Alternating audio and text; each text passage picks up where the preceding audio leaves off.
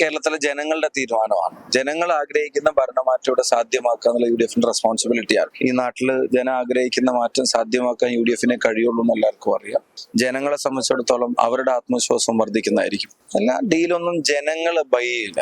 CPM നേതാക്കന്മാർ, CPM BJP നേതാക്കന്മാർ തമ്മിലുണ്ടാക്കാൻ ശ്രമിക്കുന്ന ഡീലാണ് അത്. അവരുടെ വർക്കേഴ്സ് പോലും അക്സെപ്റ്റ് ചെയ്യുന്ന ഞാൻ കരുതുന്നില്ല. കാരണം ഈ രണ്ടുപേരും ഇപ്പൊ ആഗ്രഹിക്കുന്ന എങ്ങനെയെങ്കിലും UDF തോറ്റാൽ മതി, കോൺഗ്രസ് തോറ്റാൽ മതി എന്നുള്ള ആഗ്രഹം. ഡീല് തെരഞ്ഞെടുപ്പിലും സീറ്റിലും മാത്രമല്ല, ഇപ്പൊ നയങ്ങളിൽ പോലും ഡീലായി തുടങ്ങിയോ എന്നുള്ളതാണ് സംശയം. ഇപ്പം CC മുകുന്ദൻ BJP പോയി അവിടെ മത്സരിക്കുന്നു, മുൻ MLA, ഇപ്പോഴത്തെ MLA, സിറ്റിംഗ് MLA.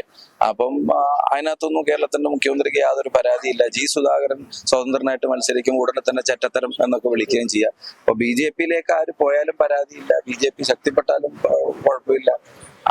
അത് അങ്ങോട്ടും ഇങ്ങോട്ടും പരസ്പര ധാരണയാണ് വെച്ച് പുലർത്തുന്നത്. പക്ഷെ അത് ജനങ്ങൾ ആ ധാരണയെ കൂടെ തകർക്കുന്ന ഒരു തെരഞ്ഞെടുപ്പായിട്ടില്ല. ജനങ്ങൾ ജയിക്കും, കേരളം ജയിക്കും, UDF നയിക്കും.